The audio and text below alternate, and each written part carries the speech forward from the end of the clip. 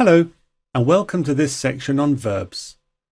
Verbs are usually referred to as doing words, and we use verbs to describe an action, and we also use them to describe states of being. We start this section by looking at how we can divide verbs up into different categories. We look at what the categories mean, when we would use them, and give lots of examples so you can see what we mean. We then look at how we can divide verbs up into one of two different sorts. So for instance, we look at regular and irregular verbs. We look at what makes verbs regular, what makes verbs irregular, and we look at lots of examples of each one. We then look at the active and passive voice and how that affects verbs.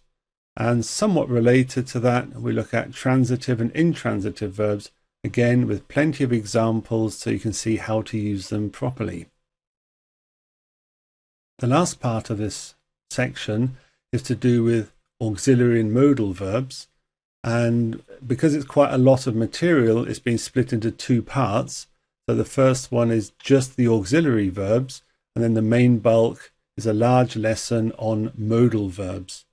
And again, you can see when we would use these particular verbs, you see how they're formed and plenty of examples to make things clear to you. This lesson is all about verb categories.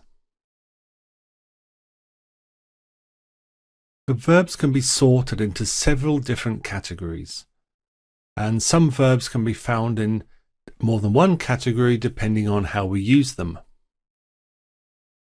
The common ones that we'll look at in this lecture are action verbs, stative verbs, light verbs, phrasal verbs, conditional verbs, causative verbs, factative verbs, and reflexive verbs. We'll look at examples of all of those individually now. So action verbs, or sometimes known as dynamic verbs, describe an active process. Now, in all of these examples, the verbs that we're talking about have been put in italics to make them easier to spot. So the boy talked with his parents about school options. She jogged for over an hour. Peter is driving to work this week. Mary read a book about time travel. The drummer performed a fantastic solo during the concert. Peter swore when he hit his thumb with a hammer. Now this has got two action verbs in it, so there's two that have been italicized. And you also note that they're not tense dependent. They can be past tense, present tense, future tense. It's really the verb, not the declination of it, that is the important thing. And stative verbs describe a subject's state of being. So Tony looked pleased with himself. Debbie sounds annoyed. They can also express emotions, possessions, or qualities. So Lucy adores her dog. He owns 5 houses. The sunset was spectacular.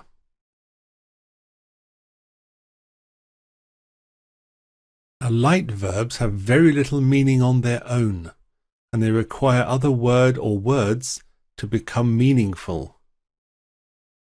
And common examples include do, have, get, make, and take. You need to do your homework first. Grandad's having his afternoon snooze now. I get a lot of emails every day. Can you make an exception this time? Please take off your dirty shoes.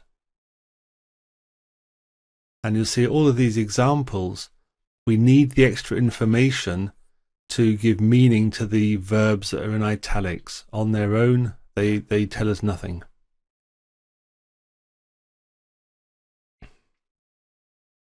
The phrasal verbs combine the verb with other things such as prepositions, to make a unique meaning phrase,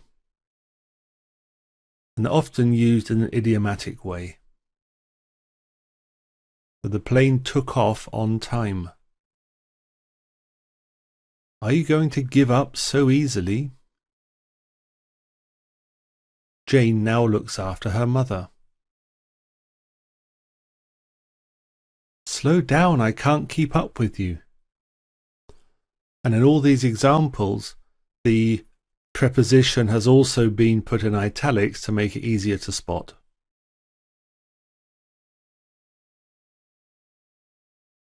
So conditional verbs are used in conditional sentences to describe a result that depends on a condition. So if you heat ice, it will melt. I will do the dishes if you cook the meal. If I had studied harder, I would have passed the exam. Now we have a whole section on conditionals where we look at all the different conditional types individually, so please refer to that section if you need more information on conditionals.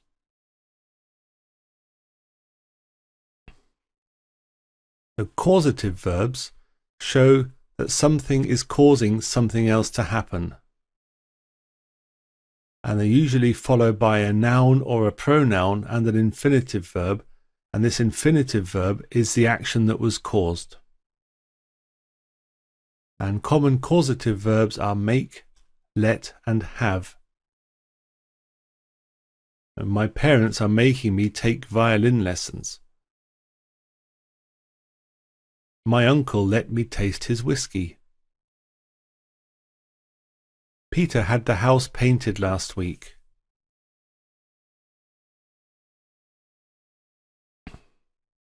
Infactative verbs indicate a condition or state that results from the action of the verb, and they help us to answer the question of how something was changed or how something happened. So last year, the members elected him president of the club. The jury judged the defendant not guilty. Good for him. The coach made Tom the team captain. Committee appointed Jane club treasurer. And reflexive verbs are those where the subject is also their own direct object. So the action is both committed by and received by the same person. And we often use reflexive pronouns here. Andy accidentally burnt himself while cooking. So the reflexive pronoun here is himself, and this shows us that he was the one who got burnt and not somebody else. If it wasn't the reflexive pronoun, it would be Andy accidentally burnt him while cooking, and the him would refer to somebody else. June pointed to herself in the mirror, and again herself is the reflexive pronoun, and it was June that June pointed to and not somebody else. I usually shave in the bathroom. Now here the myself is in brackets because it's fairly clear that I mean myself, and so it can be omitted. And in a similar way, I wish the children would calm down a bit. Calm themselves down is implied and therefore not necessary. This lesson is all about regular verbs. Now, regular verbs are known as regular verbs because they all have the same way of forming the present participle, the past tense, and the past participle.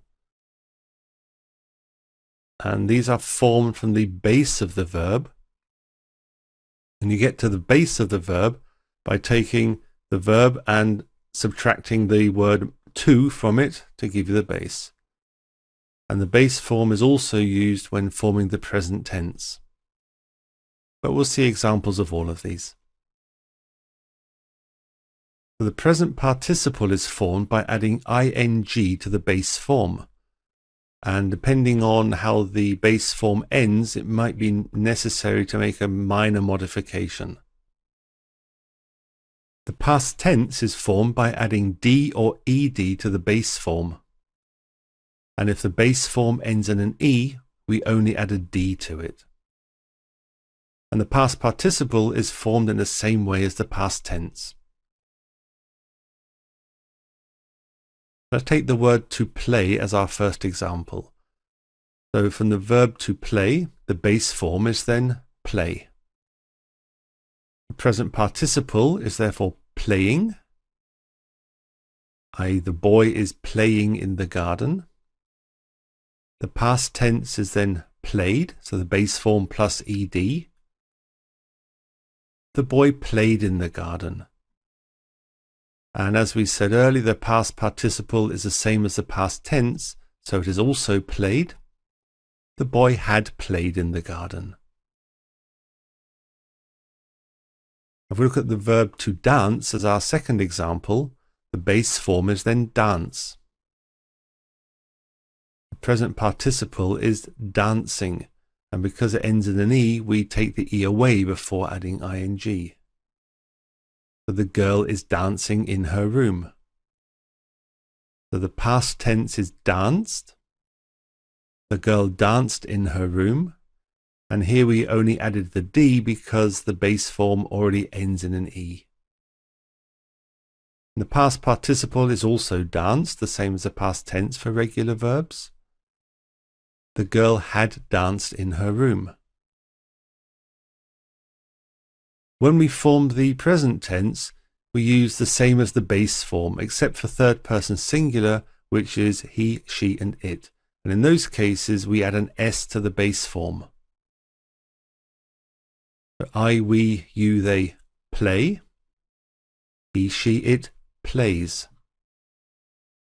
Or I, we, you, or they dance. He, she, or it dances. And this is basically all we have to say for regular verbs. The good news is that regular verbs are regular, so they always behave as we've seen. The bad news is it's not always easy to tell when a verb is regular or irregular. This is one of those cases where you have to see it, learn it, and use it, and then everything will be fine and you'll understand it. This lesson is on irregular verbs. Even though the verbs are irregular, the present participle of irregular verbs are still usually formed by adding ing. It's the past tense and past participle that make these verbs irregular. So as this is the case, we will just concentrate on the past tense and past participle here. So many irregular verbs have the same form for both, and others have different forms for each. And even some irregular verbs have the same base name, past tense, and past participle. And irregular verbs can also differ in the first person singular present tense, and we will see examples of all of these. So many irregular verbs have the same form for both the past tense and past participle. These are just some examples, there are more. So I won't go through and read all of these. Just pause the video if you want to check them out, but we'll see that, for instance, bend has the past tense and past participle of bent. And usually when you're doing verbs, you will give them in this order. You say bend, bent, bent, breed, bred, bred, to show base form, past tense, past participle.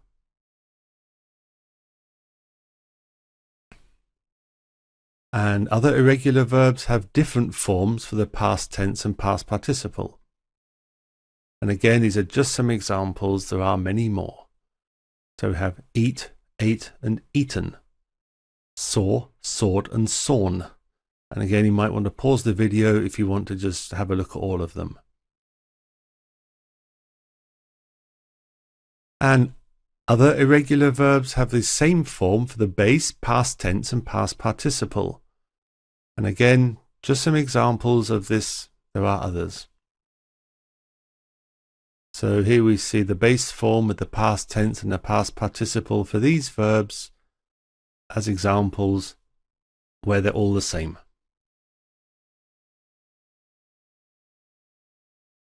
And most irregular verbs still obey this add s rule to the third person singular when forming the present tense. So I, we, you, they bend, he bends. I, we, you, they seek, he seeks. I, we, you, they eat, she eats.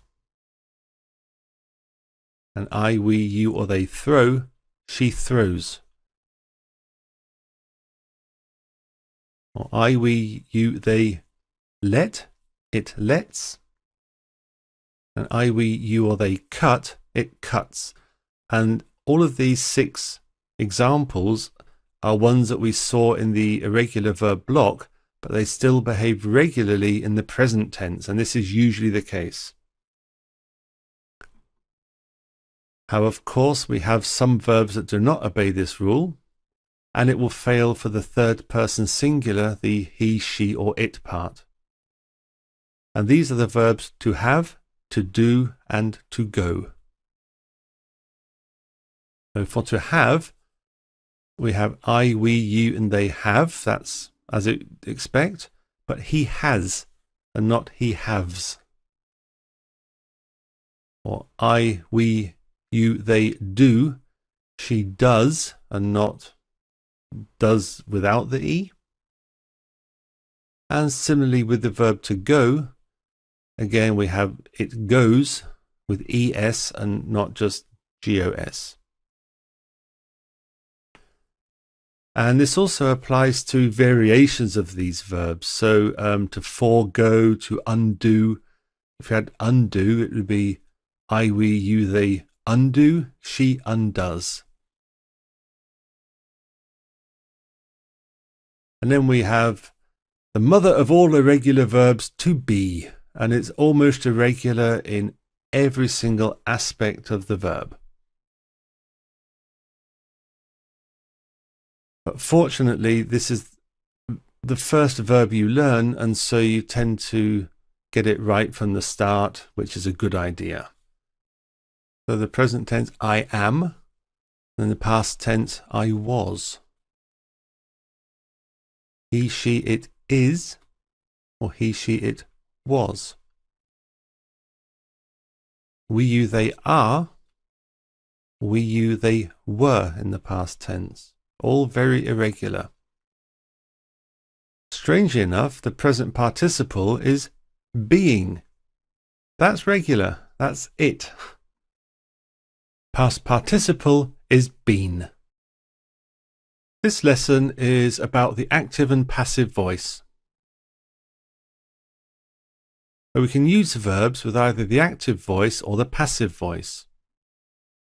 And the active voice is when the person or thing performing the verb is also the subject of the sentence. And the passive voice is when the subject is acted upon by the verb. And intransitive verbs cannot be used in the passive voice. So the active voice is generally considered to be the normal voice, and overuse of the passive voice is considered to be poor style.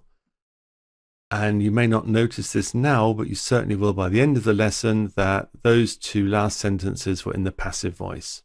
So love the irony. So the active voice is when the person or thing performing the verb is also the subject of the sentence. Sounds horribly complicated, but it'll be clear when you see it. And the subject always comes before the verb. So by using the active voice, we make the subject the focus of the sentence. So Peter is reading a book. So Peter is the subject, reading is the verb, and the object is a book. So Peter is performing the action reading. Or Jane ate a healthy salad yesterday. So the subject is Jane, the verb is ate, and it was a salad that she ate. So Jane is performing the action ate. I will meet your brother in town tomorrow. I am the subject, verb is to meet, and the object is your brother. So I am performing the action of meeting. And we do sometimes have a situation where the active voice acts on itself and is therefore both subject and object, and we sometimes call this the middle voice. And these types of sentences usually have reflexive pronouns. The singer heard himself on the radio. So the singer is the subject and himself is the object. So he's both ends of the verb, if you like. So the himself is used in a reflexive way. You wouldn't say the singer heard he or him on the radio if it means himself.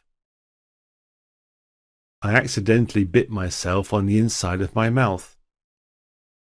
And again, I am the subject and myself being the object, so it's the middle voice. Or the model checked herself one last time before going onto the catwalk. Again, model is both subject and object, and this is why we use reflexive pronouns here.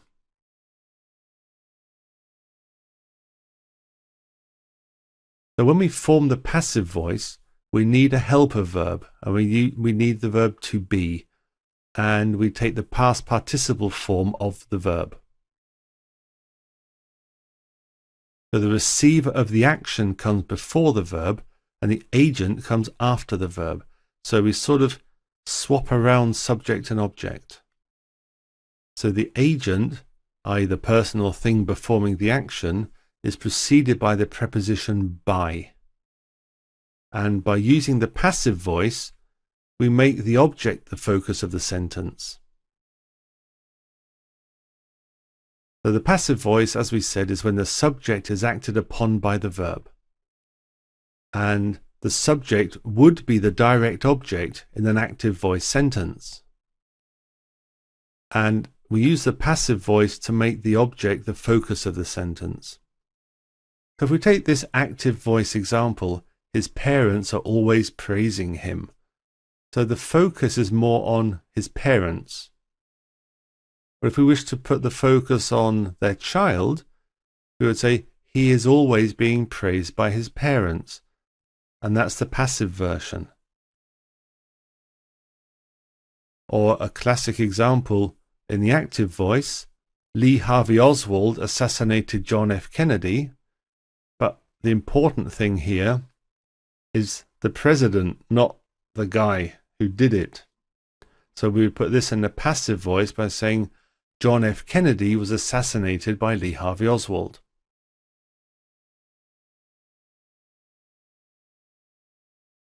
And the other time we use the passive voice is when the agent is either unknown, unimportant, or implied. And you'll notice in these examples that the agents are not even mentioned.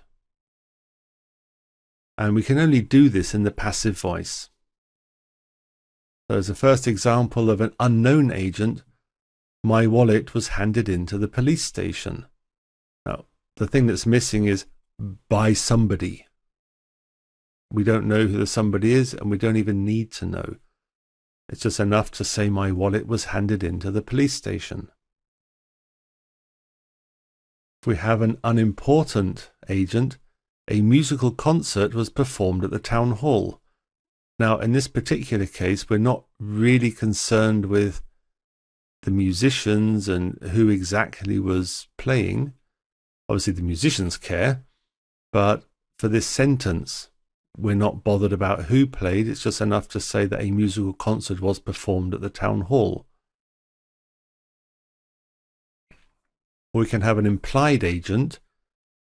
So ski equipment is usually sold in the winter months. If you wanted to make it complete, you would say by people working in the shop. But this is kind of implied that there's people working in the shop, so we don't need to use it all. As we said at the start, overuse of the passive voice is considered to be poor style. So hopefully now you will recognize this as a passive voice sentence implied by people who know about these things.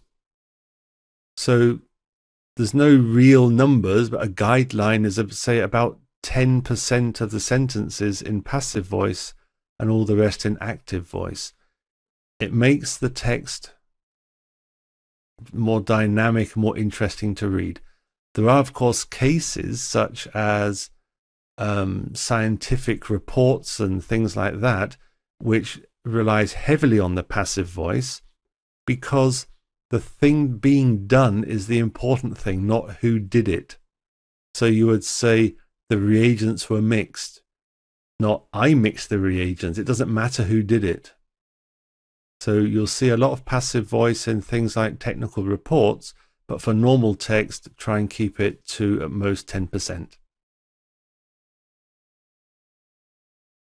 This lesson is on transitive and intransitive verbs. The transitive verbs are those that require an object, and intransitive verbs either do not require or do not have an object. And of course we have some verbs that can be transitive and intransitive. And we have implications here for the passive voice. So the object answers the question, what or whom did the verb happen to? If we look at the example, Peter is reading a book, the book is the what that Peter is reading. Or Jane ate a healthy salad yesterday. The salad is the what that Jane ate. Or I met your brother in town today. Your brother is the whom I met today. And these are sensible questions and have sensible answers. So that's why it's a transitive verb, because it has an object. If we look at intransitive verbs, this same question doesn't really make sense, because the action did not happen to anyone or anything. The baby is sleeping. The baby is the subject, the action or verb is sleeping, and there is no object. So this question about what or whom is the baby sleeping, it really doesn't make sense. Similarly, our hamster escaped. So the hamster is the subject, escaped is the action or verb, no object in this sentence. So this question again really makes no sense. And these verbs are then intransitive because they have no object. Now you've got to be a little bit careful, because sometimes a verb might seem to be transitive, but instead of a direct object, it has a prepositional phrase. So the baby is sleeping in his room. Does that make in his room an object? The baby's the subject is the same, the verb is the same, but it's not an object, because his room is the object of the preposition in, and in his room is a prepositional phrase, not an object. Or our hamster escaped from its cage. Again, subject hamster, escape is the action or verb, but does that make from its cage an object? No, because its cage is the object of the preposition from, and from its cage is a prepositional phrase, not an object.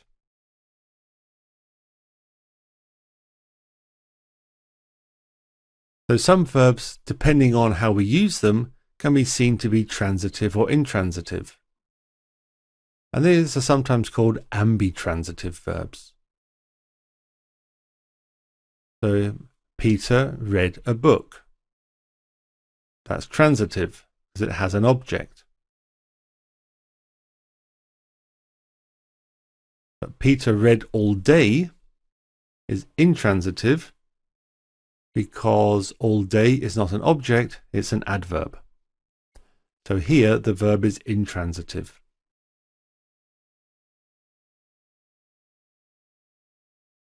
So we can take active voice sentences and rewrite them to put the sentence in the passive voice, but we can only do this with transitive verbs. So here's an example. Peter is reading a book. So to put this in the passive voice, we would say, the book was read by Peter.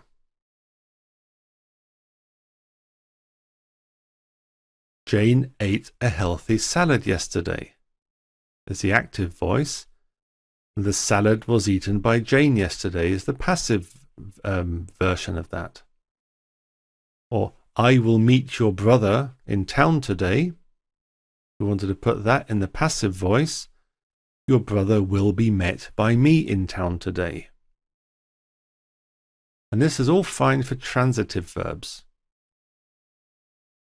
But when we come to intransitive verbs, because they have no object, we cannot write them in the passive voice.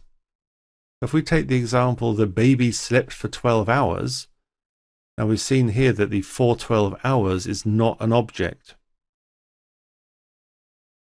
We wouldn't say 12 hours was slept by the baby. It's very strange.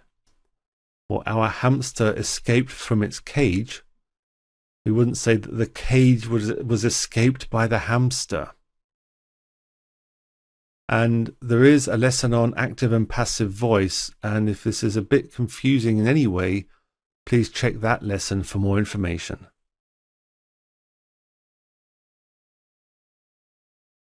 This lesson is all about auxiliary verbs.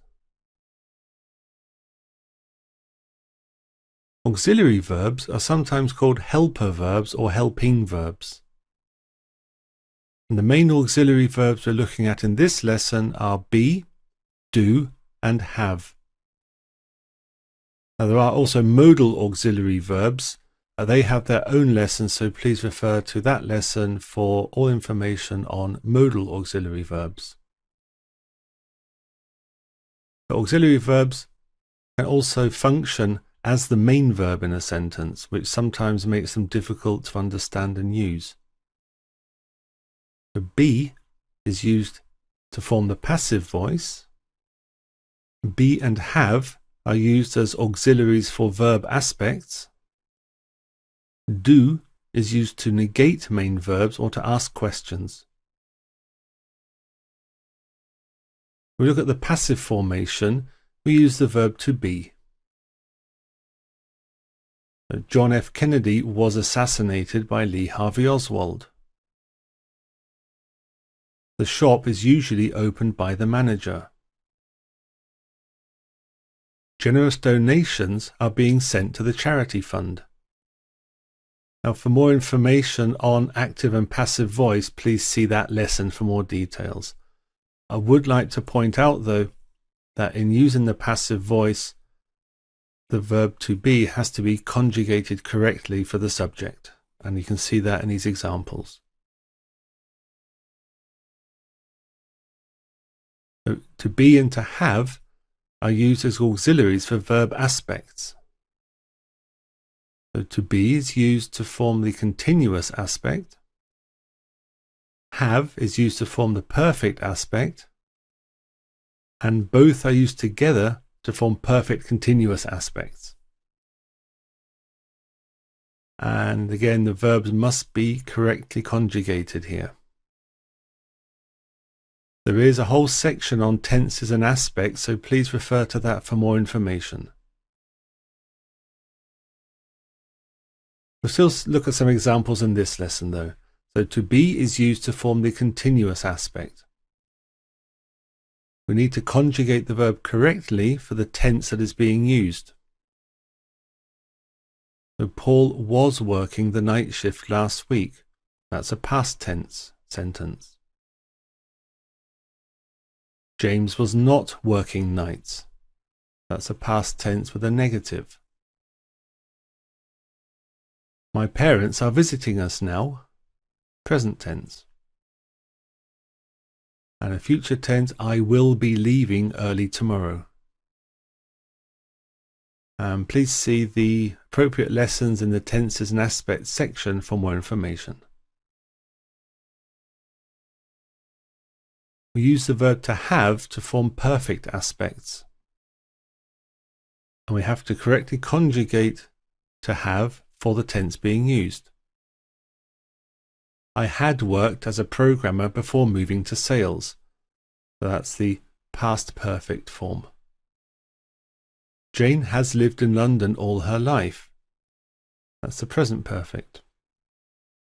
And a future perfect example, John will have finished his report by Thursday. Well, if we negate that, Eddie won't have finished his report by then, where won't is the concatenated form of will not.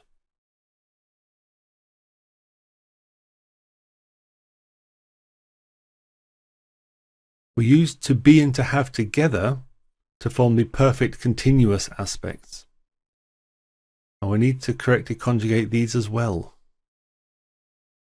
We look at a past perfect continuous. We had been working 14 hours a day. Present perfect continuous. Tom has been trying to get in touch with you all week. If we negate the present perfect continuous, Bill hasn't been looking for a new job, where hasn't is the concatenation of has not. Then a future perfect continuous example.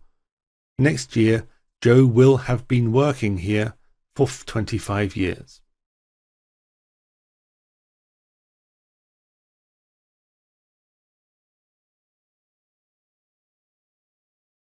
And we use the verb to do to negate main verbs. So if the main verb hasn't already got an auxiliary verb with it, as we've seen in some of the previous examples, we use to do to negate it. So we conjugate the verb to do, add a not, and then add the main verb in its base form. So we don't conjugate the main verb anymore. And the verb to be, as is not a surprise to you, is an exception and can just simply be negated with not. Now look at some examples of negation. So we use to do, conjugated, plus not, and then the main verb in its base form, i.e. unconjugated form. So Peter works in a restaurant. Now if we said just add not, Peter works not in a restaurant, that's just incorrect, and we don't say that. Say Peter does not work in a restaurant, or here the abbreviated form of doesn't work in a restaurant. Or another example, Penny lived in the city. If we just try to add a simple not, we get Penny lived not in the city, which is incorrect. We don't say that. Say Penny didn't live in the city. And this is a past tense example. So we need didn't.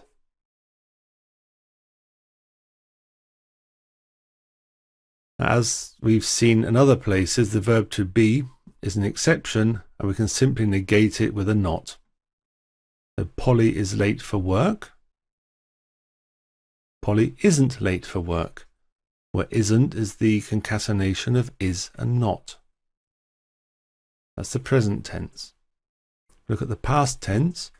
Joan was first in her class, or Joan wasn't first in her class, where wasn't is was not. And the future tense is shown here really just for completeness. The future tenses are formed in a different way. We have Don will be here soon, or Don won't be here soon, where won't is the concatenation of will not. We also use do to ask questions. So if the main verb hasn't already got an auxiliary verb, as we've seen in previous examples, we use do for the question form. So we conjugate and invert the verb to do, and then add the main verb in its base form. So we don't conjugate the main verb anymore. And the verb to be is of course an exception, and we can simply invert it to make the question. So we use do to ask questions. So Peter works in a restaurant. Now if we just try and invert it, I switch around the verb and the subject, we would have works Peter in a restaurant. And that's just wrong. We don't say that. So we strike through that and we use does Peter work in a restaurant? That's a present tense example. Or we say Penny lived in the city.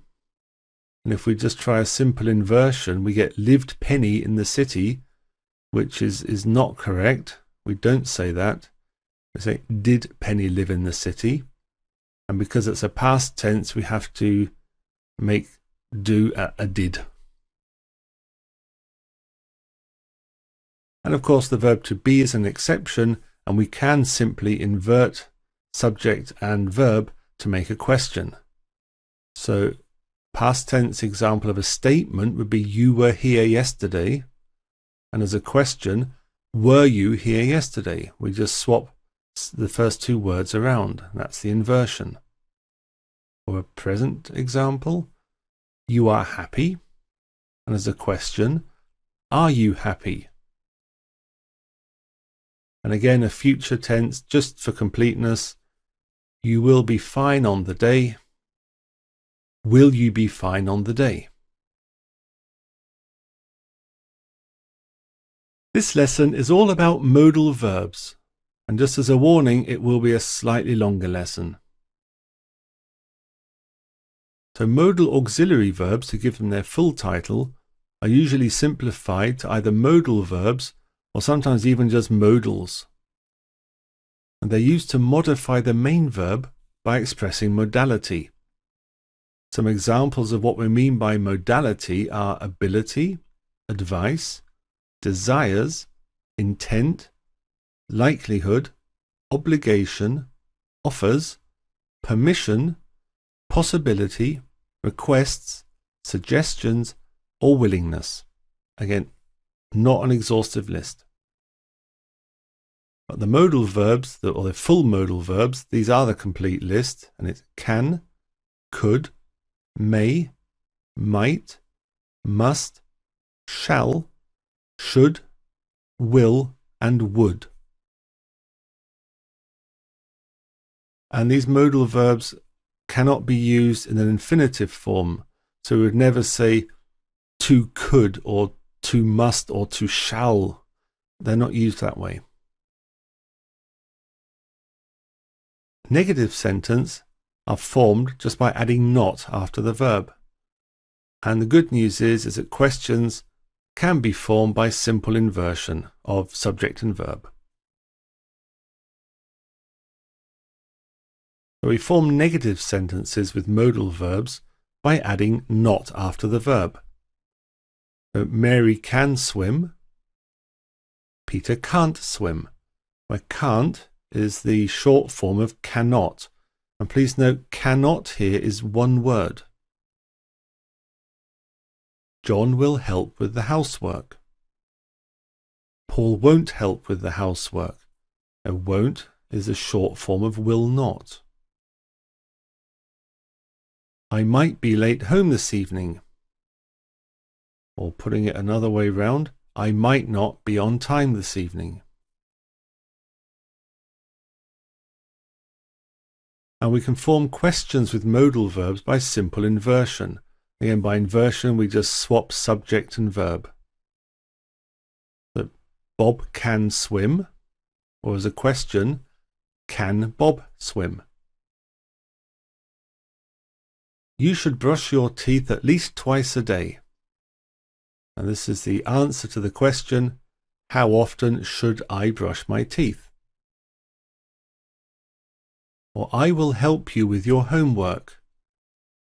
Or the question, will you help me with my homework? So we use can to express or question an ability.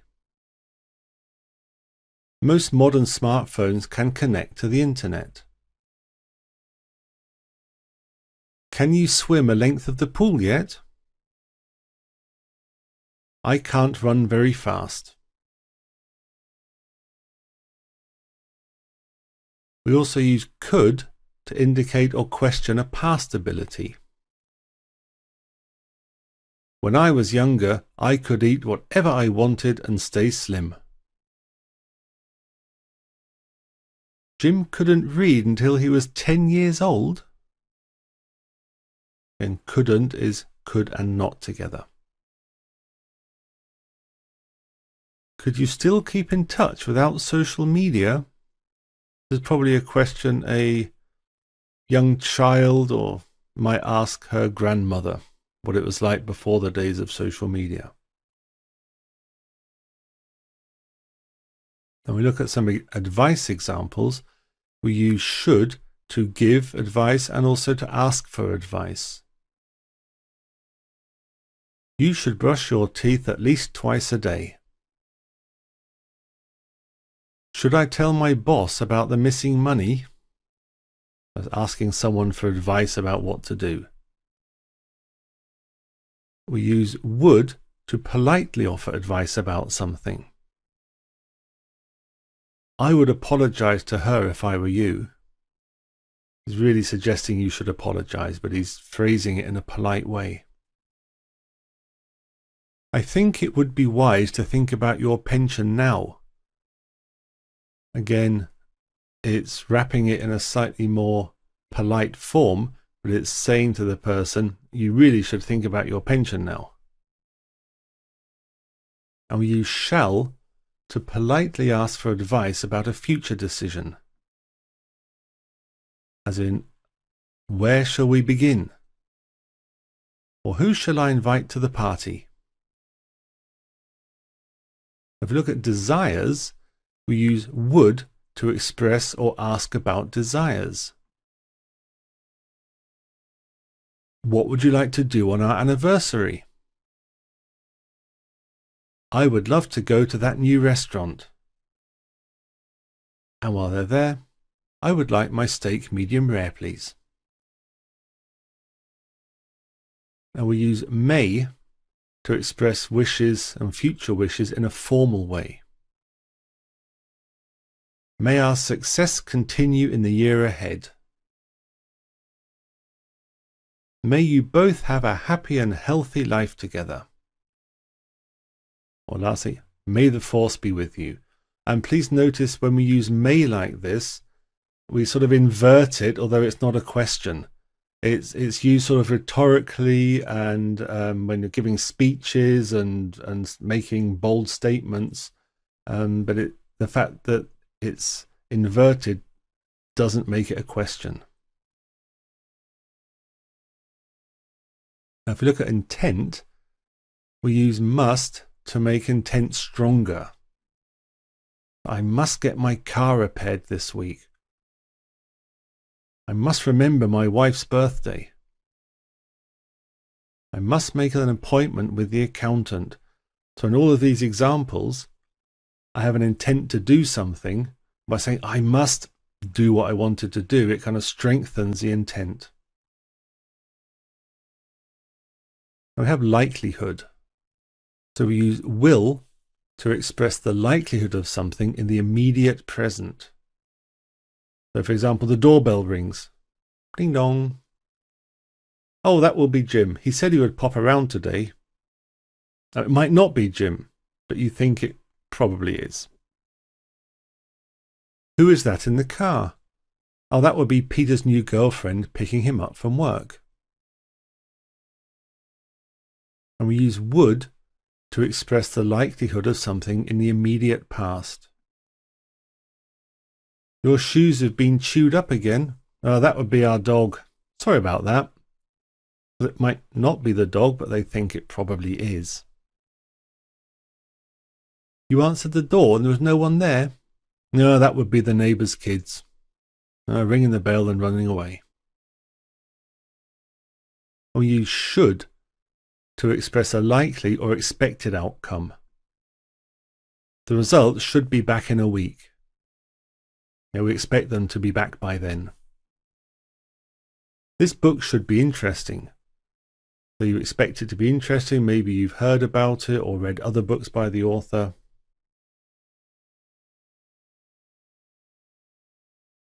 So we use can to describe likely situations and occurrences.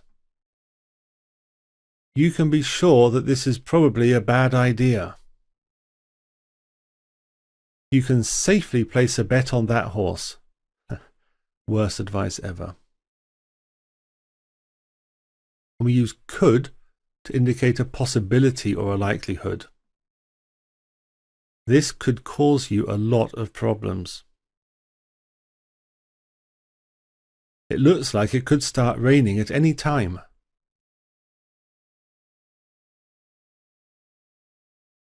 And we use might to indicate a weak possibility.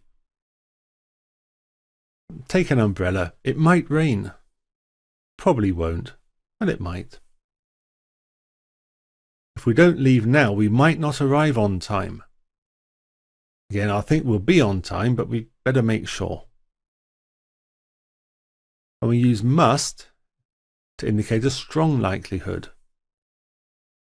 I must have left my keys at home. At least I hope I did. I haven't lost them on the way. You must be exhausted after running that race.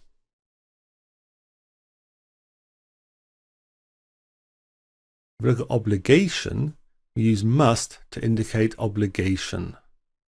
So the fire door must be closed at all times. You must not tell anyone about this. Okay. Forbidden. And we use should to express polite obligation. I think you should pay for half the damages. Why should she have to pay for her brother? In both cases, they're expressing an obligation or questioning an obligation, but in a polite way. We also use shall to indicate obligation in formal situations or especially in legal documents. So the supplier shall not be held liable for damages if the product has been used incorrectly. The customer shall supply all necessary hardware. Now, these are typical sentences you will see in contracts, but they're really expressing the liability for each party or the lack of liability in the first case. And in normal everyday speech, you don't usually see shall being used, but you do see it a lot in legal documents and contracts. So we use for offers can and could to make an offer to do something for someone. So say, can I help you with the gardening, or could I help you with the gardening? Can I give you a lift back to your flat, or could I give you a lift back to your flat? Now, can and could are similar. Can is slightly more direct and could is slightly more indirect, but they both have a similar meaning. That's why we put them both together. And we use will to make polite offers. Will you have a cup of coffee? Or will your friend be joining us for dinner? If you are being less polite, you'll say, is your friend going to be joining us for dinner? But because we're all polite here, we use this construction, will your friend be joining us for dinner? We use may to make polite offers. May I be of assistance? May I help you with your bags? We also use shall to make polite offers. Shall I mow the lawn? Shall I get you anything while I'm in town? And again, all very polite ways of asking if you can help somebody. When we think about permissions, we use can for permissions, especially in questions. Or in this case, a lack of permission. You can't have any ice cream until you've finished your meal. Can I leave early today?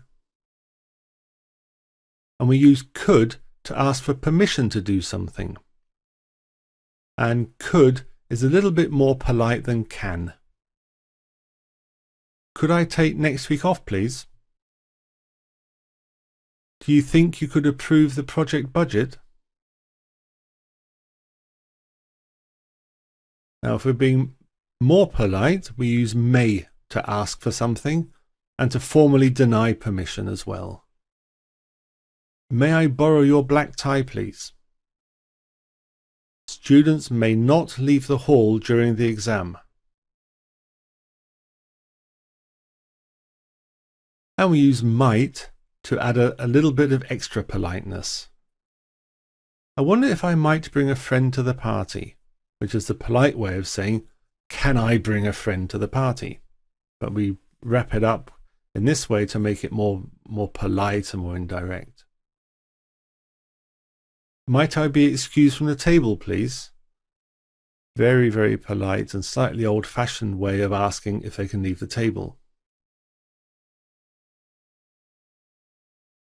When we think of possibilities, we use can to describe possible actions. You can ask the librarian for a book recommendation.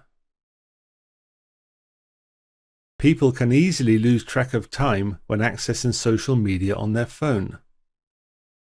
Now here we're looking at can not as an ability. It's not like you have the ability to ask for the librarian, like you have a mouth and a tongue and you can speak the language. That's not meant here. But you can ask her, you have the possibility to ask her for help. We use may and might to express uncertain possibility. That we may or might run into problems if we don't think ahead. I'm worried that it may start snowing soon, or I'm worried that it might start snowing soon. And may and might, they're sort of similar in this case. May is perhaps a little bit more polite and formal, and might is probably what people will use in everyday speech. We also use might to suggest a possibility to another person. I thought you might like this band, so I bought you their latest CD. I was wondering if you might like to see a film with me. And when making requests, we use can to make a direct request. Can you turn the music down? I can't reach that. Can you get it for me? Now, in this sentence, the first can't hasn't been put in italics because that's not the one we mean. The first can't is an ability type usage. But I'm too short, it's up too high, I can't reach it. But can you get it for me is a way of requesting the help. And we use could, would, and will to make polite requests. So, could you help me with my homework? Or would you help me? Or will you help me? Are all polite ways of asking. As is could, would, or will you put your dog on its lead, please?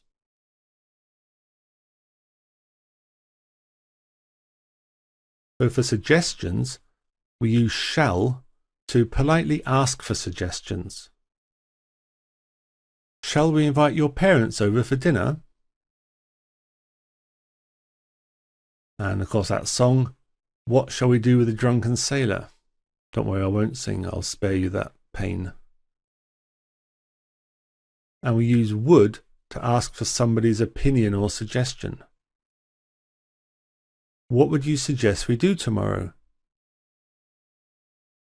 Where would be a good place for a camping holiday? And we use should to give or ask for recommendations. What should I see when I visit London next month? We should go and see the new film. I'm sure you will like it. And we use could to suggest an option. We could all go for a drink after work. Very civilized idea. I'm not sure if your boss will agree to this, but you could try. And we use might to make polite suggestions. You might want to have that checked by your doctor. So obviously a friend has seen something, is worried by it, and is suggesting it's a good idea to go and see a doctor, but he's wrapped it up in a polite way. You might try rebooting the computer and see if that helps, which is, again, a polite way of saying restart the computer and see if it helps. And we use must to emphasize suggestions. Or you must come and spend the weekend with us. You must try that new restaurant in town. So you're making a suggestion to try the new restaurant, but you're using must to really emphasize it.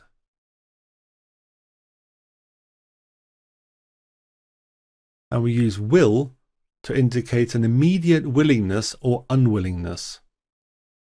If you cook the meal, I'll wash the dishes. And I'll is the short version of I will. Emma won't come out of the bathroom. And here won't is the concatenation of will not. So she's unwilling to come out of the bathroom. And we use would in a similar way, but for things in the past. Paul wouldn't come out of his room all day. The car wouldn't start this morning. So annoying. Hello, and welcome to this section on tenses and aspects. Now, this is a part of the English language that can often cause confusion for learners, really for several different independent reasons, and we'll quickly touch on those now. For instance, how many tenses are there? Well, really there are only 3, past, present and future. But then we have things called aspects, and there are 4 aspects, namely simple, perfect, continuous and perfect continuous. And when we apply each of these 4 aspects to each of the 3 tenses, we end up with 12 combinations, which we also call tenses, although they're not really tenses, they're tense aspect combinations. But we call them tenses because we really don't have a better word for it. So that's one of the causes of confusion. And one of the other common causes of confusion is that many other languages, and possibly even your mother tongue, do not have an equivalent of the continuous aspect. So what we do is we combine one of the 3 tenses with one of the 4 aspects. So we have, say, the past tense with the continuous aspect and call it past continuous. And we have 12 of these in total. And there's a lesson on each one in this section. And what we've done is we've looked at when you would use this particular tense. We will look at how you would form the tense. They're very regular in their formation, but we don't just look at one. We look at how you would form it in a positive sentence and a negative sentence, as a question, and also as a negatively formed question. And then for each of these areas of use and how we use the tenses in different situations, we have lots of examples so you can really see what we mean by this. The last lesson in this section is to do with reported speech, and it's been put here in this tenses and aspects section really because of the way in which we form reported speech, so-called backtracking or backstepping the tenses, so it kind of fits in here quite nicely. This is the lecture on the present simple tense. Present simple is usually the first tense that is learned, but it does not mean that it's only used in simple situations. The present simple has many uses even in advanced language.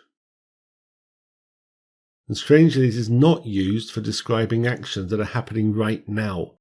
For that, we need the present continuous. Present simple is used for habits, repeated actions, unchanging situations, instructions, general truths, and fixed arrangements. So how do we form the simple present? Well, we have four options.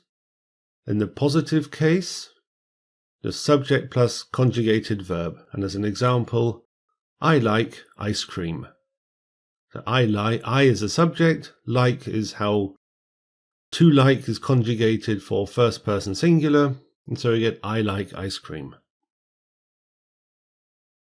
In a negative statement, we need the helper verb to do, so subject plus do or does not, plus infinitive without to, so we don't like ice cream, which is the abbreviated form of we do not like ice cream, and like is the infinitive without to. As a question, do or does the subject plus infinitive without to, so does she like ice cream? And as a negative question, do or does not plus subject plus infinitive without to, doesn't he like ice cream? So have a look at some examples. For habits, I drink coffee at breakfast. So every day I have a cup of coffee with my breakfast. I smoke. Cigarettes, presumably. Again, two habits. For repeated actions, every year we go on holiday to Spain, where we go is the present simple part. I get the bus to work every day. I get is the present simple part. And for unchanging situations, he works in Washington. That's his permanent job, not a temporary situation. They speak fluent French. But they're not going to suddenly forget how to speak French. It's an unchanging situation, and they speak is the present simple part. For instructions, if somebody's asking the way somewhere, you can say, well, go to the end of the road and then you turn right. So this comes up twice, the present simple. You go and then you turn. Or what you might typically see on the back of a packet of foodstuffs, pour the contents into cold water and stir for 2 minutes. There's no subject here because they're using the sort of command or imperative form, and it's pour the contents. So pour is the verb and stir is the verb. Both present simple. For general truths and also zero conditionals, we can say the earth goes around the sun. Where goes is the verb, it's a general truth. And for zero conditionals, we can say if you heat ice, it melts. So you heat and it melts are the present simple parts. And lastly, fixed arrangements. The exam starts at 1400. So at 2 o'clock in the afternoon, the exam starts. This is known in advance and it's a fixed arrangement. Or we leave tomorrow at 6 o'clock. Again, the arrangement is known in advance and we are saying that at 6 o'clock tomorrow we will leave. This is the lecture on the present perfect tense. The present perfect is used to link the present to the past. So an action was performed in the past.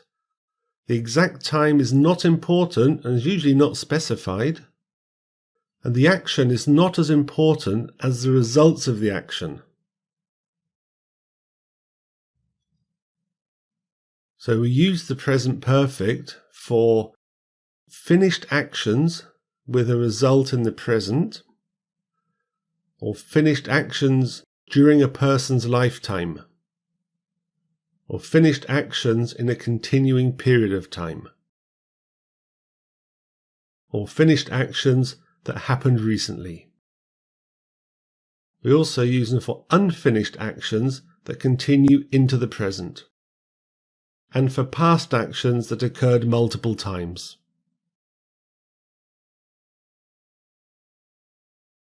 Present perfect is formed as follows. For the positive sentences, subject plus have or has plus past participle. An example, I have eaten ice cream. In the negative case, subject plus have or has not plus past participle. We haven't eaten ice cream. As a question, have or has plus subject plus past participle. Has she eaten ice cream?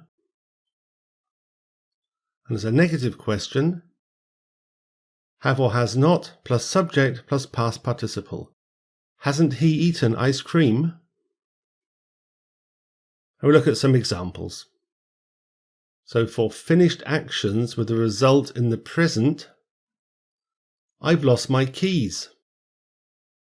And the result is, so now I can't get in my house. She has missed the train, with the result being, so now she will be late. For finished actions during a person's lifetime, I've never been to Portugal, but I can still go there. He has seen that film already, but he could watch it again. And for these, it's worth pointing out that the person still has to be alive. Or finished actions in a continuing period of time. So she has changed jobs twice this year, but the year hasn't finished, so she could change again. Or I haven't seen Bob today, or the day hasn't finished, so I might see him later. Or finished actions that happened recently. The President has announced new tax reforms. I've just seen Susie. Or unfinished actions that continue into the present. I've known Peter since we were children, and I still know him now. Or he has lived in Manchester for 5 years, and he still does. Or for past actions that occurred multiple times.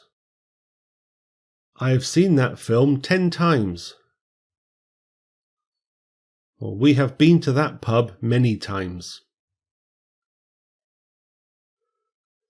This lecture is all about the present continuous tense. Present continuous is also known as the present progressive, and is often used to describe things that are happening right now. And for this reason, verbs that refer to emotions and desires don't usually have a progressive form.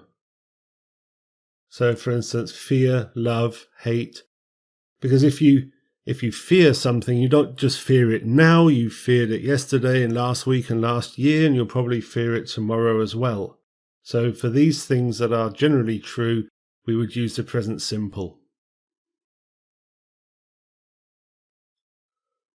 And many students actually find the continuous aspects to be the most difficult ones because their native language will not always have a continuous form. So the present continuous is used for an action that is happening right now. For temporary situations, for future planned events, for describing annoying habits, and for describing trends. And we form the present continuous in the positive case with the subject plus the conjugated form of to be for that subject plus the base verb plus ing. So to give an example, I am eating ice cream. So if we break that down, the subject is I, the conjugated part of to be for that subject is am, the verb we're talking about is to eat, so we take the verb plus ing, we get eating, and something object-wise, ice cream, so we say I am eating ice cream.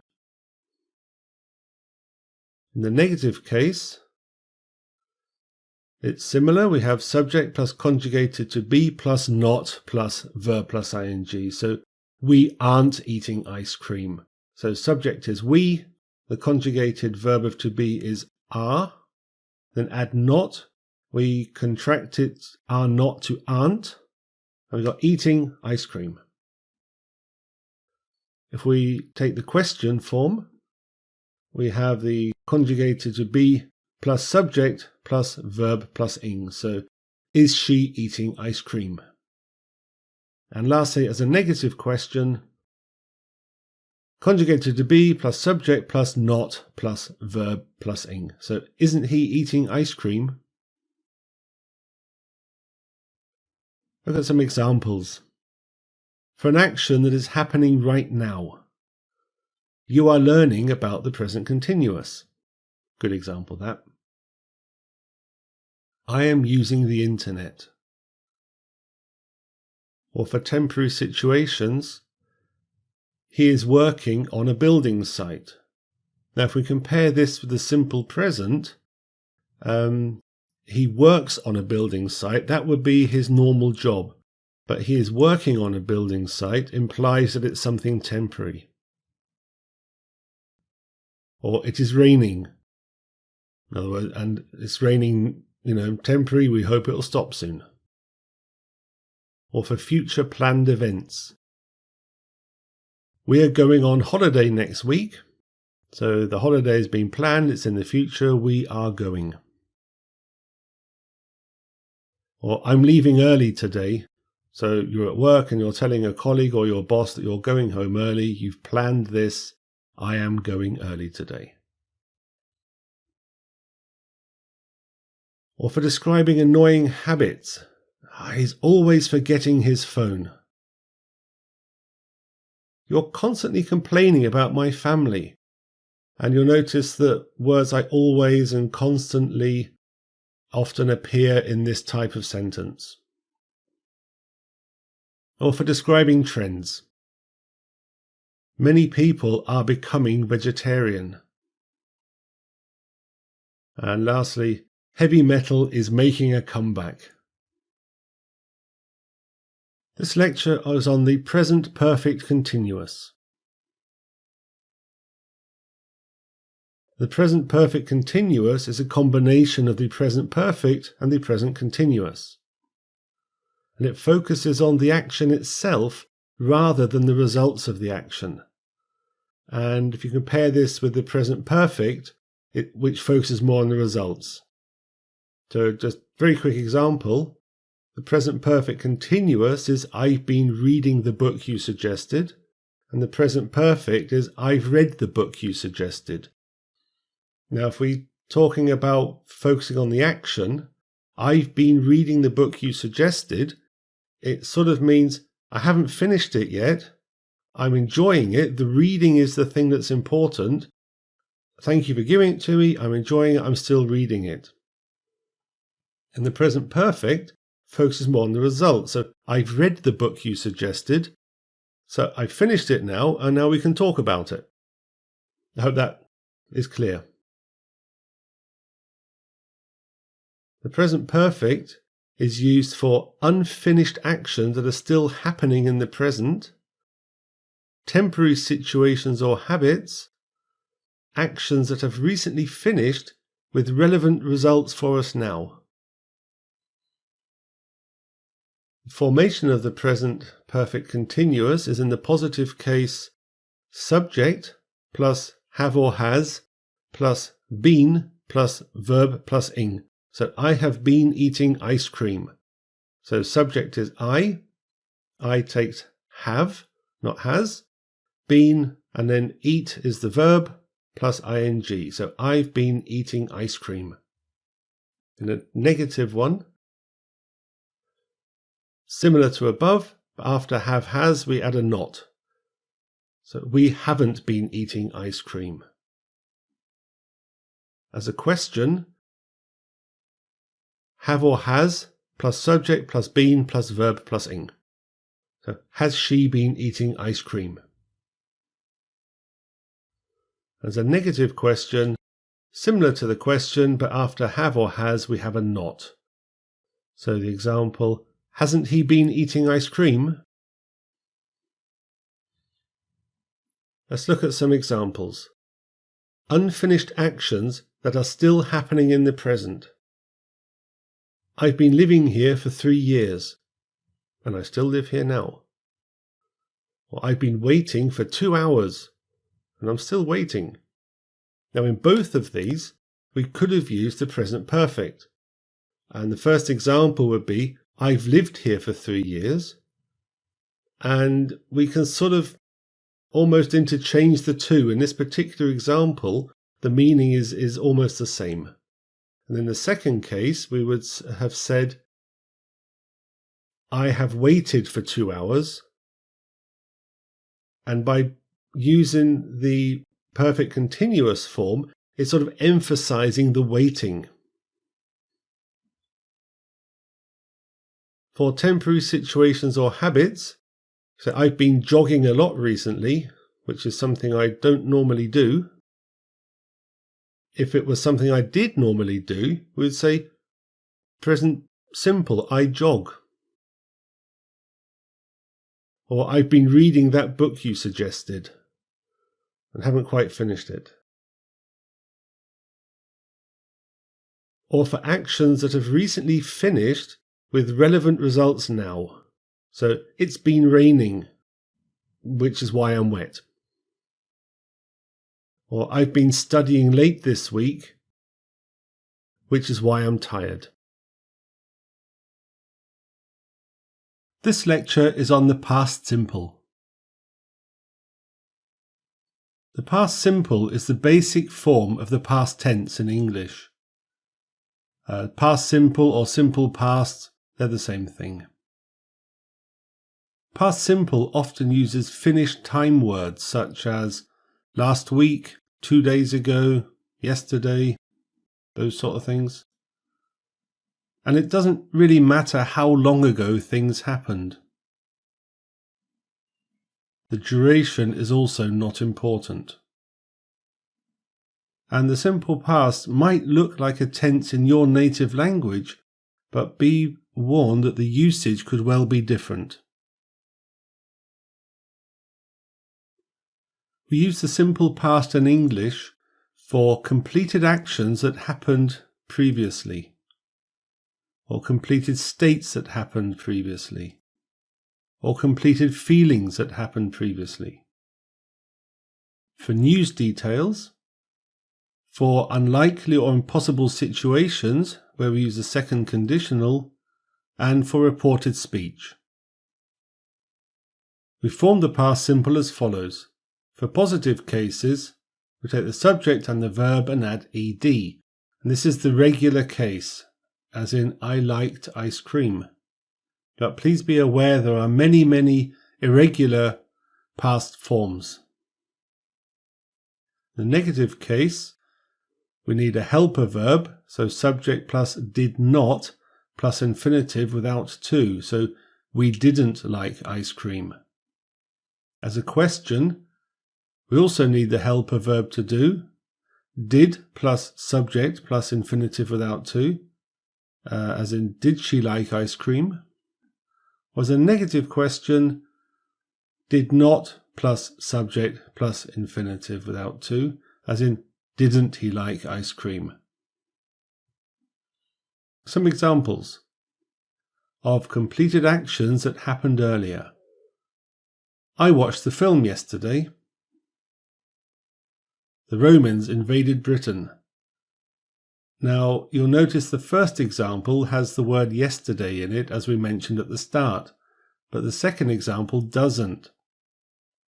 And this is because events or actions that happened in history that are well known about don't need to be referenced with a time frame. Or completed states that happened earlier. Her dog died last year. Or for a slightly happier one, their second child was born last week. Or completed feelings that happened earlier. He never wanted children when he was a teenager. As a child, she wanted to be a ballet dancer. Again, in those last two, we have a time reference. for news details. So we can say, we've been visiting family. We stayed with my sister and uncle. Or I've just come back from a great holiday. I went to Rome and Venice. So the detail part, as in the second sentence of each of these examples, we just use the past simple to flesh out the details of what we've just said. We also use the past simple to form the second conditional. This is used for unlikely or impossible situations. For example, if it wasn't raining, we would be playing outside. Well, it is raining, so we're inside. If I had more time, I would do more sport. Well, I don't have more time, and that's my excuse. We also use the past simple for reported speech. Now, if you remember, in reported speech, we always go back 1/10 from what the person said when we report it. So if somebody said, I like pizza, when we report it, we would say, she said she liked pizza. Or if somebody says, I play cricket, when we report this, we say, he said he played cricket. This lecture is about the past perfect tense. The past perfect makes clear the order of events in the past. This is one of the less frequently used tenses. Some examples of usage: the past perfect is used for referring to a point further in the past from a past point in time. For unlikely or impossible past situations, as in the third conditional, and for reported speech. Past perfect is formed as follows. In the positive case, we have subject plus had plus past participle. Example, I had liked ice cream. In the negative, subject plus had not plus past participle. We hadn't liked ice cream. As a question, had plus subject plus past participle. Had she liked ice cream? As a negative question, had not plus subject plus past participle. Hadn't she liked ice cream? Let's look at some examples. When referring to a point further in the past from a past point in time. I had saved my files before the computer froze. So at some time in the past, the computer had frozen or crashed, but before that, I'd saved my files, so everything was fine. We were late. The film had started by the time we arrived. So we're telling somebody about maybe some time in the past, yesterday, last week, whenever, where we arrived late for the film, and before that point that we were talking about, the film had started. That's where the past perfect is used to refer to a point further back than the one we're talking about. It's also used to form the third conditional for unlikely or impossible past situations. If I had worked harder, I would have passed the exam. Well, the impossible bit is that you can't change the past, so I didn't work harder, and that's why I didn't pass the exam. If I knew you were visiting, I would have baked a cake. Well, there isn't a cake here because I didn't know you were visiting.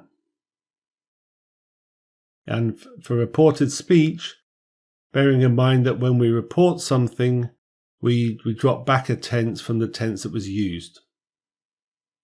So if somebody says, I have already eaten, when we report this, we would say, he said he had already eaten. Or somebody says, I have finished my homework. When we report it, we said, she said she had finished her homework. This lecture is on the past continuous tense. The past continuous expresses an unfinished or incomplete action in the past. And the past continuous is also known as the past progressive. And verbs that refer to emotions or desires don't usually take the continuous form. Things like fear, love, hate, etc. If you fear something, you always fear it, so you wouldn't use a continuous form for that. And please bear in mind that your native language may not have a continuous form.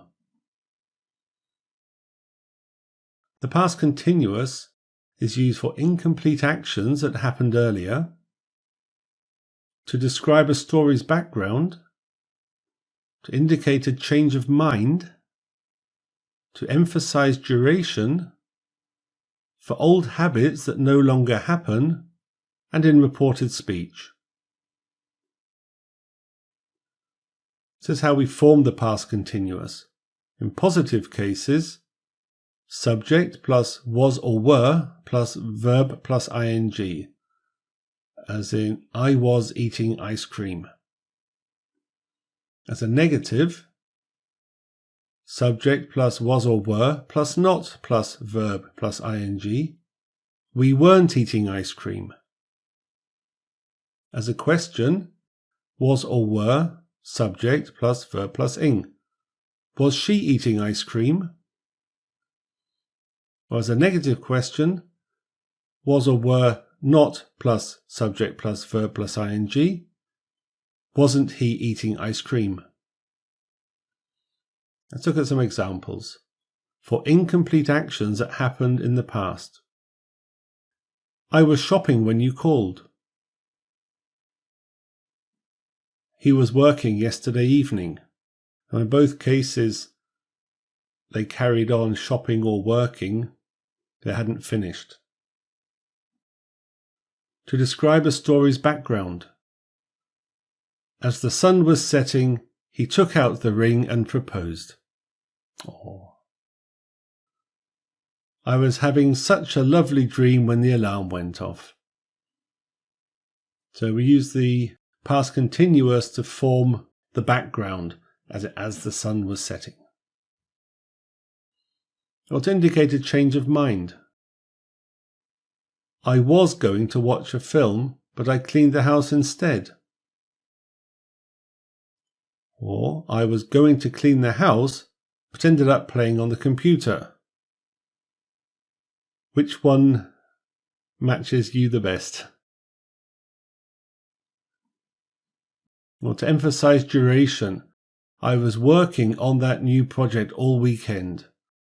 Now you could of course said I worked on that project all weekend, but by saying I was working on that project, it emphasizes the duration.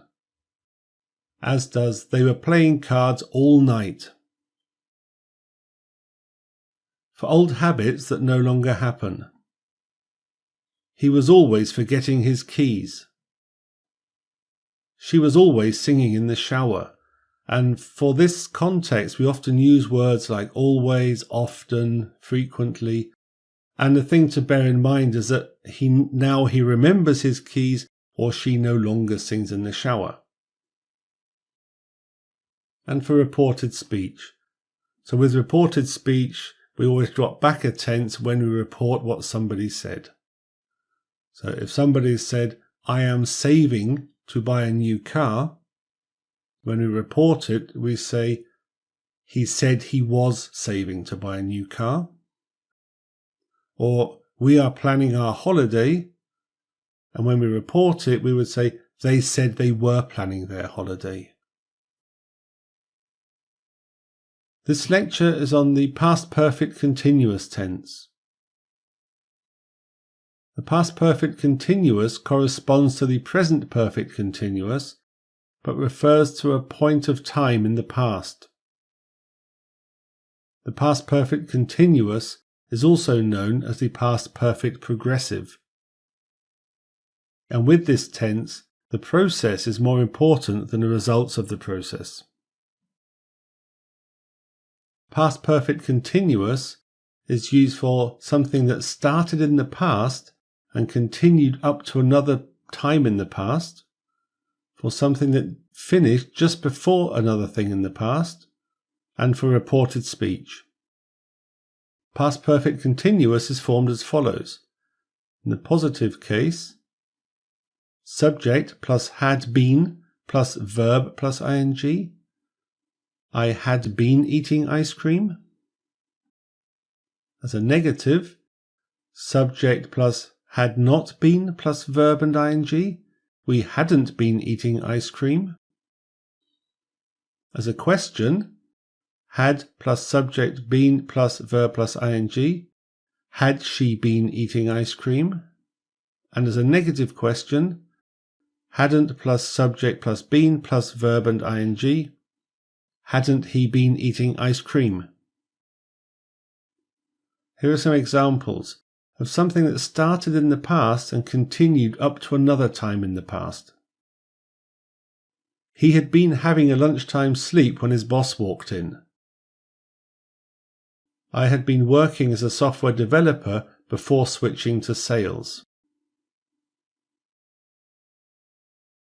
Or something that finished just before another point in time. It had been snowing and the roads were slippery. I hadn't been sleeping very well. That's why I was so tired. And we say that the effects are seen here. It had been snowing. Now it stopped snowing, but the roads are still slippery. Or I hadn't been sleeping very well. Well, maybe I'm sleeping better now, but I'm explaining why I was tired in the past. In reported speech, we drop back a tense when we report what somebody has said. So, for example, if somebody said, I have been working all weekend, when we report it, we would say, she said she had been working all weekend. Or if somebody says, we have been talking for over an hour, reported, they would say, they said they had been talking for over an hour. This lecture is on the future simple tense. The future simple is very easy to learn because there are no exceptions, which is something quite unusual for English language. It is usually formed with will, but shall is also used, especially in questions. Using shall in a non-question context could sound a little bit sort of stiff and old-fashioned. And the future simple is also formed with be going to. Have a look at some usage. The future simple is used to state future facts, to make predictions, to make promises, to offer to do something, to express unwillingness, to make a suggestion, to ask for advice or instructions, to give an invitation, and it's also used in the first conditional in likely or probable situations. The formation of the future simple is, in the positive case, subject plus will or shall plus infinitive without to, as in I will eat ice cream. As a negative, subject plus will or shall not plus infinitive without to, we won't eat ice cream, or we shall not eat ice cream. As a question, will or shall plus subject plus infinitive without to, will she eat ice cream? As a negative question, will or shall not plus subject plus infinitive without to, won't he eat ice cream? And as we said at the beginning, we can use be going to instead. So if we look at these examples, you'll see how easy that is to swap out. So instead of I will eat ice cream, I am going to eat ice cream. Instead of we won't eat ice cream, we aren't going to eat ice cream. Will she eat ice cream? Is she going to eat ice cream? And won't he eat ice cream? Isn't he going to eat ice cream? And in the examples that come up, we will interchange will and be going to, and you can see that they really are interchangeable. So we use it to state future facts. The sun will set at 6 o'clock this evening. Charles will succeed Queen Elizabeth. These are just future facts. There's no debate, no uncertainty. Facts. Or to make a prediction. I think it will rain tomorrow. I think they will win the election. Or to make promises. I will help you with your homework. He will help you with the dishes. We also use it to offer to do something. Shall I help you with your homework? It's hot in here. Shall I open a window? And in some places in England, they will still use will here as a question. And for me, it sounds a little bit strange if someone says, will I help you with your homework? I think shall in a question form is better. Or to express unwillingness. I won't pay until the manager hears my complaint. He won't go to work on his day off. Or to ask or make a suggestion. Shall we watch a film tonight? What are we going to do during our holiday? To ask for advice or instructions. I broke her favourite vase. What am I going to tell my mum? Shall I tell the boss that the customer is unhappy? Or to give an invitation. Will you be my prom date? Will you marry me? Bit quick. Or we use it in the first conditional for likely or probable situations.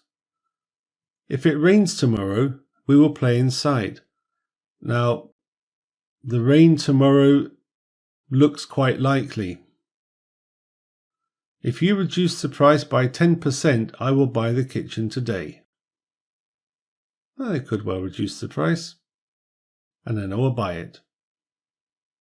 Please see the lesson on first conditionals for more details on this. This lecture is on the future perfect tense. The future perfect is not often used, but you should still know it. And it's usually used with time expressions. The future perfect is used to refer to actions that are not yet completed but will be in the future, and also used to make predictions. The future perfect is formed as follows. In the positive case, subject plus will plus have plus past participle. As an example, I will have eaten ice cream. As a negative, subject plus will not plus have plus past participle. We won't have eaten ice cream, where will not is shortened to won't. As a question, will plus subject plus have plus past participle. Will she have eaten ice cream? And as a negative question, will not plus subject plus have plus past participle. Won't he have eaten ice cream? And a few examples to refer to actions that are not yet completed but will be in the future. So by 6 o'clock tomorrow, I will have completed my assignment. So I haven't finished it yet, but if I go forward to 6 o'clock tomorrow and then look back, it'll be finished. We don't know when, but by 6 o'clock. In September, we will have lived here for 20 years. Now, we could, of course, say we have been living here for 19 years and 7 months, assuming September's 5 months away. But it's very awkward to sort of remember and to explain. So it's easier to say, in September we will have lived here for 20 years, because the 20 is a lot simpler than 19 years and 7 months. By the end of the year, she will have completed 5 marathons. So again, we haven't done 5 yet, or she hasn't done 5 yet. Sometime during the year, she will do the number she needs to make 5 in total. Or for predictions. Will they have read your email before the meeting? So we have a meeting and they want to know if between now and then they would have completed reading the email. You will have heard by now that the company will close. So somebody's writing, say, a letter in the past, and they send it out, say, a week later, and in that intervening time, the message has gone out that the company will close, so they're writing in the future saying you will have heard by now. And the last one is, why are we leaving now? Their flight won't have arrived yet. So now we're thinking of leaving, but if we look forward to the time where we would arrive at the airport, they haven't arrived yet. And look back, we see nothing has happened, so we don't need to leave so early. This lesson is on the future continuous tense. The future continuous is also known as the future progressive. It is used to refer to an unfinished action that will still be in progress in the future. And as with other continuous forms, verbs that refer to emotions or desires don't usually take the continuous form. Many languages do not have a continuous form, which might make it difficult for people who speak that as a native language. The future continuous is used to project ourselves into the future, not literally, more metaphorically. It is used to make predictions about future events, to ask for information about the future, and for things that are happening now and will continue for some time. Let's look at the formation. In the positive case, subject plus will be plus verb plus ing. Example, I will be eating ice cream. In a negative case, subject plus will not be plus verb and ing.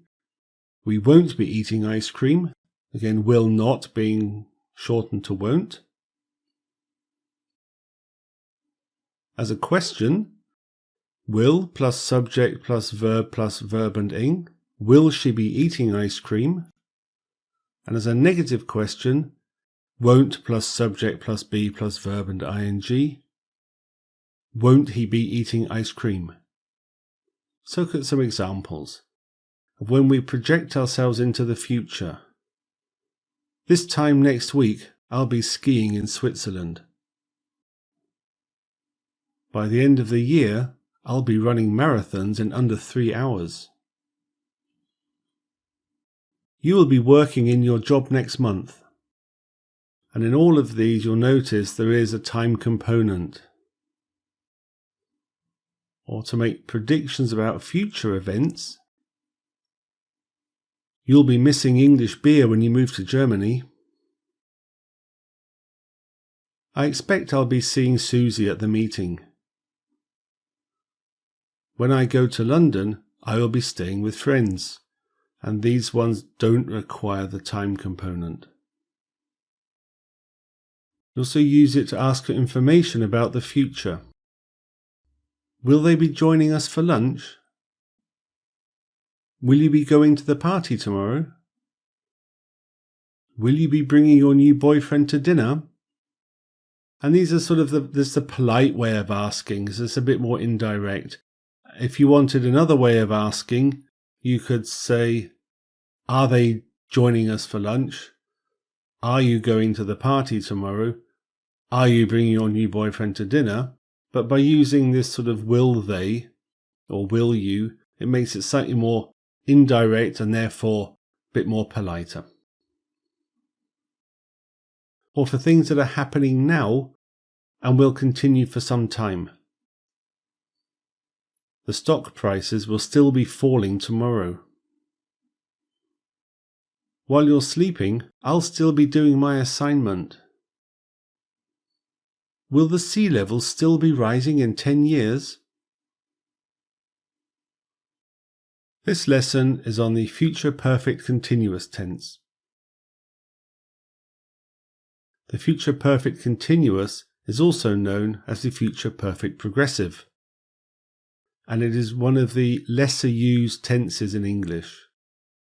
However, it can be tricky for learners to master, and it is usually used with a time expression. It is used to project ourselves forward and then look back. And it can be formed with will or be going to interchangeably, and we'll see that in the examples. Past perfect continuous is used for describing the duration before something in the future and the cause of something in the future. Now look quickly at the formation of this. In the positive case, subject plus will have been plus verb and ing. Example, I will have been eating ice cream. As a negative, subject plus won't have been plus verb and ing. We won't have been eating ice cream. And as a question, will plus subject plus have been plus verb and ing. Will she have been eating ice cream? And as a negative question, won't plus subject plus have been plus verb and ing. Won't he have been eating ice cream? Look at some examples now for when the duration before something in the future. How long will he have been studying when he gets his PhD? When the company closes, I will have been working there for 20 years. When you arrive for dinner, I will have been cooking for 5 hours.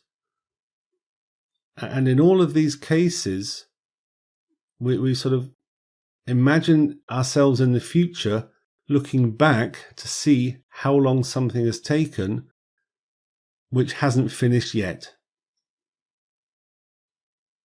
or the cause of something in the future. I will be tired tomorrow because I will have been studying all night. She will be exhausted because she will have been training so hard. He will have been studying in England for 5 years. His English will be perfect. And so again, we're projecting ourselves a little bit forwards and looking back as to the cause of something in the future, both of which haven't happened yet. This is what I mean when I said the future perfect continuous is a little bit difficult. This lesson is on reported speech. Reported speech is used to report what somebody said. And we're not directly quoting them, but rather paraphrasing what they said. And the tense changes when we use reported speech. You also need to pay attention to pronouns. Modal verbs are an exception to this rule, and reported questions need to be looked at a little bit more closely. Let's look at some examples. When reporting what somebody said, and these examples show the back one tense rule when reporting what somebody said, and I've underlined the verbs so you can see this. I like coffee. When reported, he said he liked coffee. I go running every day. We report by saying, she said she went running every day. He has been to Rome. She said that he had been to Rome.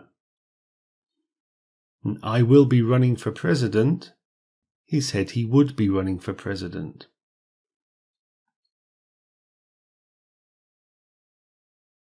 We also mentioned that pronouns can change.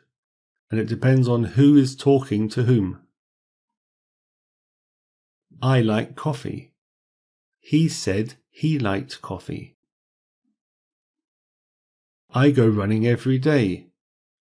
She said she went running every day. I like your shirt. She said that she liked my or her or his shirt, obviously depending on who she said it to. She said it to me. She liked my shirt. If she said it to a female friend of hers, then she liked her shirt. Or if she said it to a male person, then she liked his shirt. I like your shirt, Jim. He said that he liked Jim's shirt. So we have to take the possessive form here. And if they're talking to us, your house is lovely. She said that our house was lovely. And modal verbs tend to be an exception to this back one tense rule.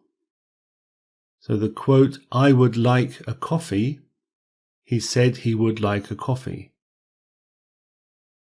It might rain tomorrow. She said that it might rain tomorrow. John could help you. I said that John could help him. I should see the doctor. She said that she should see the doctor. You ought to lose some weight. He said I ought to lose some weight. And reported questions do not need helper verbs. If you remember with helper verbs, as a very quick recap, if I were to say I like coffee as a question, they wouldn't say like you coffee, they would say do you like coffee? And this to do is the helper verb, and reported questions don't need them, as we'll see. Where do you live? He asked me where I lived. Why do you care? She asked him why he cared. Do you own a dog? He asked them if they owned a dog. Now the last one is like a yes-no question, and these usually need an extra word. For example, do you speak French? She asked me if I spoke French. Did you drive here? He wanted to know whether I drove here. Is this your first time here? They inquired if this was my first time here. And in this last block, you can see we don't always need she asked, I asked, he asked. You can say asked, wanted to know, inquired. There are lots of different words we can use when using or when reporting on questions.